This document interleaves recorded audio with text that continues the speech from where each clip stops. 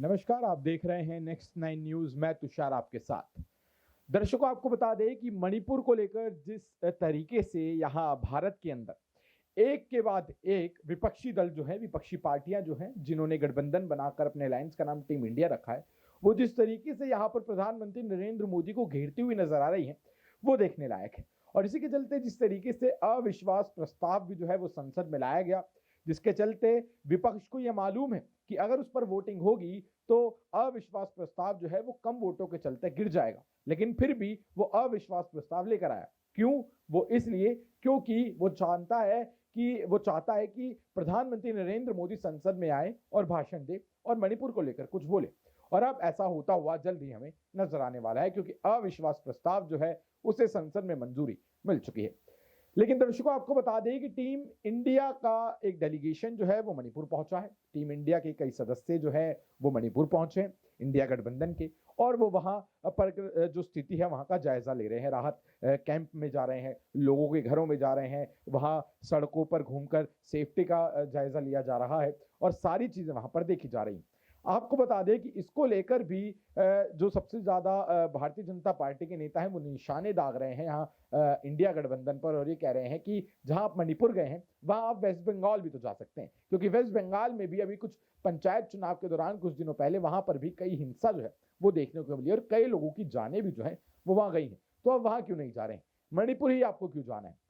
खैर, ये बातें तो राजनीति गलियारों में चलती रहती हैं, लेकिन जिस तरीके से आपको बता दें कि वहां पहुंचे हैं और वहां जो इस डेलीगेशन का नेतृत्व कर रहे हैं अधीर रंजन चौधरी, उनका बयान सामने आया है।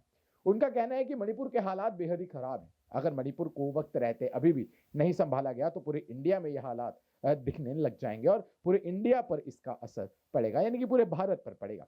क्या कहा और उन्होंने आगे, चलिए आपको सुनाते हैं। मणिपुर की राज्यपाल जी से हम लोग मुलाकात करके जो हमारे सारे डेलीगेशन आए थे 21 संसदों, लोकसभा राज्यसभा कुल मिलाकर सारे संसदों की तरफ से ये ज्ञापन सौंपा गए हैं। हमारे ज्ञापन सौंपने की बाद और हमारे बात रखने की तुरंत बाद राज्यपाल साहिबा खुद अपना पीड़ा दुख सारे कुछ बयान किए हैं और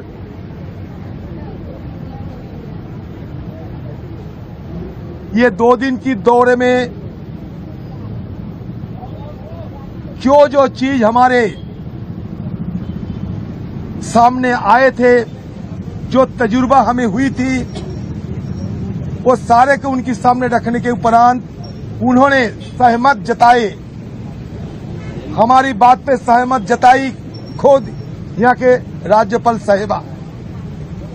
और उन्होंने ये भी सलाह दिए हैं कि आप सब मिलके मणिपुर की कुकी हो, मेती हो, हर समुदाय की जो नेतागण है, ये नेतागणों से आप चर्चा कीजिए, बात कीजिए और कोई समाधान की रास्ता ढूंढिए।